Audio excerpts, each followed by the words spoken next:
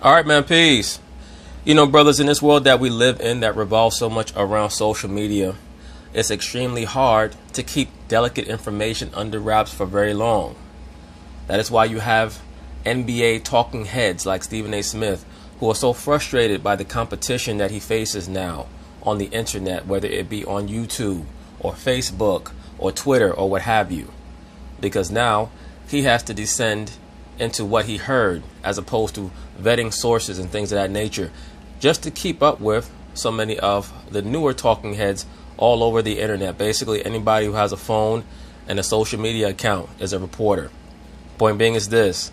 At one time, somebody like a Stephen A. Smith or a Skip Bayless would have been the person to break the quote-unquote story that Kevin Durant is thinking of combining with LeBron James and Anthony Davis to join the LA Lakers. Well, now it's a former NBA player, or at least I think he's former. I'm not sure if he's still on an NBA team, by the name of Jared Jack, who states that he has information where he's alleging that Kevin Durant, Anthony Davis, and LeBron James are going to join forces and play for the LA Lakers next season. So, of course, they're going to talk about it. I'm going to chime in. How do you characterize how things are with you and Durant? Don't ask me about that again. Welcome back to the job. Don't ask me about that again. I'm Rachel Nichols, still here with I need that shirt. El Don't ask Hassan. me that anymore. You're not wearing it on this show because I'm always going to ask you.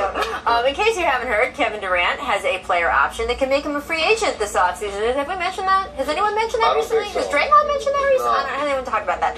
Allow us to cross-promote for a moment. Tell you our friend Brian Windhorst has a column up on the ESPN app calling KD the most powerful person in the NBA. And think about this for a second. Here's a guy who basically has what could be one of the most lasting dynasties in the sport in the palm of his hand. If this summer he decides to stay, they will stay the favorites for the next few titles. If he decides to go somewhere else, he will change a whole other franchise, maybe change the balance of power from west to east, right? Or maybe from west to west also. West to west. West. In other words, Amin El Hassan is putting forth the energy that right now is going around. That is starting to become common knowledge that Kevin Durant is going to sign with the LA Lakers. We'll see how true it is come the end of this season.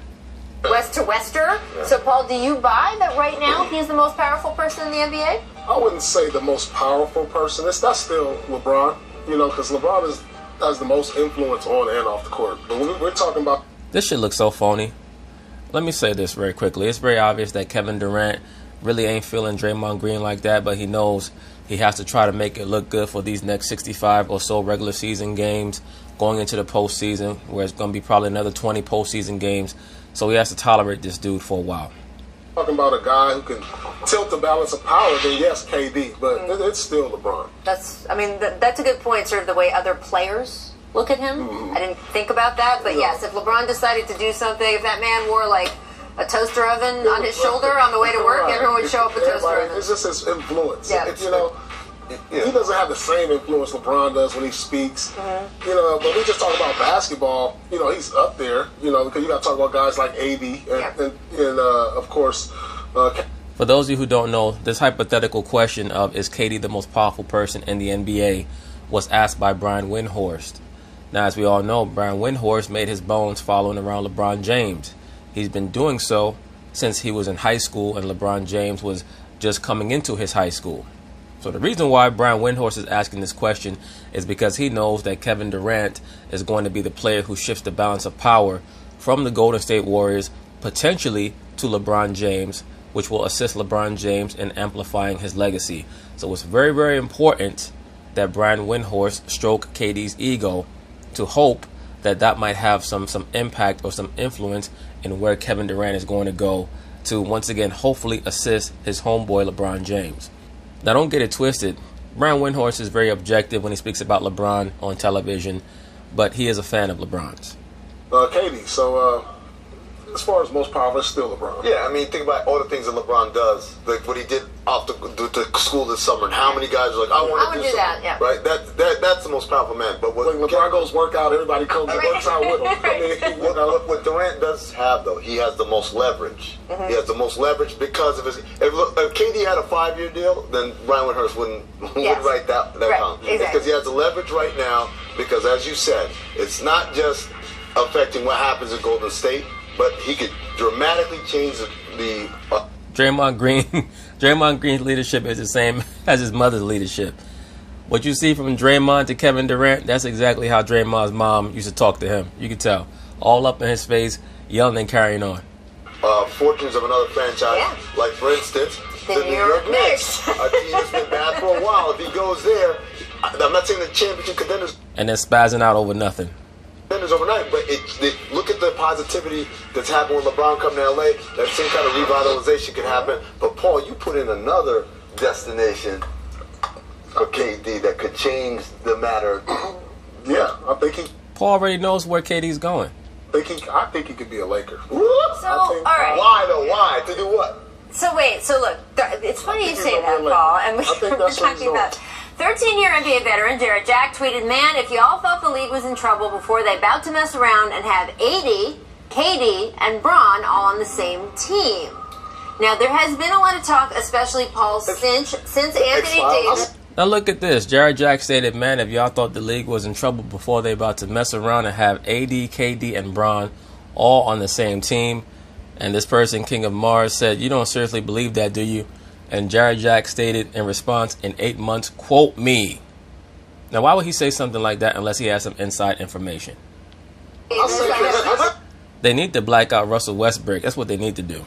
I said this. Okay, but wait. So Anthony Davis switches to Rich Paul, who, of course, Rich Paul's most famous client is LeBron James. KCP. And there's a feeling now think about they can this. contemplate If this together. happens, Yes. LeBron is the most powerful There you go. guy in the NBA. It's for him to influence AD and KD to come to your team in LA.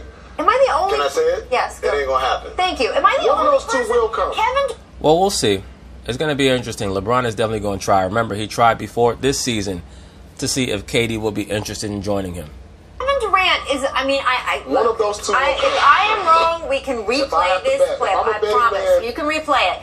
I do not see any way Kevin Durant would want to leave a situation in Golden State where he's winning all the time. But the one criticism is you joined up with too many superstars to come to the Lakers to join up with a bunch of superstars. Why would he do that? That's the day and age we live in. A week ago, I was 100% on your side on that, Rachel. And then today, Paul said, how funny would it be if he went to the Lakers just to beat the Warriors and Just to beat Draymond? the Warriors. And now I'm like, wait a second. Now I'm on Paul's side. I can see This I'm is telling gonna you. happen.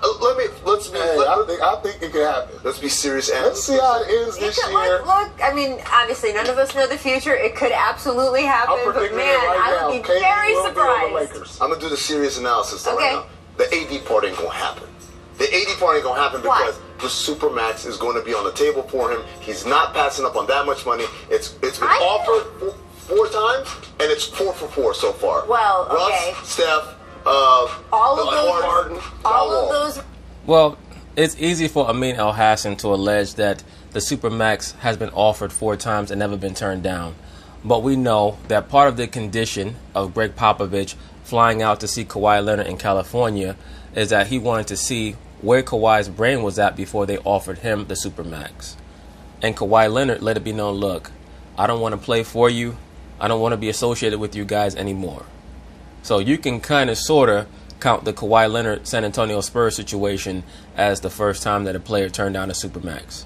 Those were situations, though, where the team knew that the guy was going to take it. You and I have gone back and forth with all kind of people on Kawhi Leonard. I understand it didn't get to that point, but they certainly plan to. And here's the deal. Here's the better comparison. I asked Anthony Davis about this directly a month ago. And I said, how important would it be to you to be the highest paid player in the NBA? Because if he takes that Supermax, that is what he would be. And he said money isn't everything. I mean, he's just coming off a $150 million contract, so what? You know, he'll get a $200 million contract. Look, you're not giving up $80 million just because. So it'll be either two. What are the numbers looking like? So right, I Supermax think will you're be about like right. what? I think you're about 230, right. 240? It's about like a $50 million swing. And this. Unless Anthony Davis signs an extension with the New Orleans Pelicans and then has a sign and trade done with the Los Angeles Lakers. This is something that I've asked the players on this show, since they introduced the supermax, which is understand. any amount of millions of dollars is going to be a lot You can make up half of that by going to a big market. Right, well, and that's what what I the was team gonna say. sells. You guys, does it matter? He could get that deal in New Orleans, and then a He year can get later. traded for a year. So until you wait a year, you got $80 more million. Like, I come mean, on. Well, look, I think that's Why does, like, if he's going to get traded in 8 months, why would he just get traded today? Why is he going to wait 8 months? because he legitimately wants to do well in New Orleans. He is trying very hard to make that franchise a success. And so his mind is going to change. Real. According to Jack, in 8 months, his mind is going to change. AD has been very open about this, and I believe him. I respect what he's saying. He says, I want to win in New Orleans. I want to make this work. This is where I was drafted. He has given it everything he can this year. If they get through this year, and they are not in the position where he feels they're really competitive. What position is that? Well, I mean, I don't know if you or I can decide that. I don't think it's one round of playoff success. Okay. I think it's somewhere between. I don't think it has to be winning a championship, but I think it's more than a round. I think then he will sit and reevaluate and say, okay, is this a franchise I think I can win with, because that's important to me? So yes, I'll take the big pile of money. Or do I need to turn that down to go somewhere I think I can win? That is the decision, but I respect. For the most part, I agree with what Rachel Nichols is saying right here. I think that this season is going to be a season of evaluation by Anthony Davis of the New Orleans Pelicans team, the coaching staff, and the front office.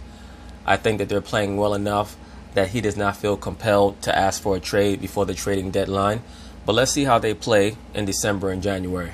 Respect the fact that he's not trying to make it now. He's not demanding a trade. He wants to win with New Orleans. He changes for no reason. That's true. He knows something. I agree with you, Paul Pierce. I think that was meant to be a contingency plan for Anthony Davis. That was to put the Pelicans on notice that, look, either we straighten up and fly right, or I am going to demand a trade, and I have a guy here who can make it happen. Because we all know that between Rich Paul and LeBron James, if they want to get something done, if need be, they'll call up Adam Silver, and Adam Silver will get on the phone with the owner of the New Orleans Pelicans and say, guys, make it happen. I'm giving the green light. Oh, something big is coming up. One way or the other. I mean, look, either way, something big will come up this summer, right? Either he takes a supermax or he wants a trade. So let's talk about Steph. Well, anyway, that's basically it on that. We'll see how things turn out with this proposed super team and the LA Lakers. So peace.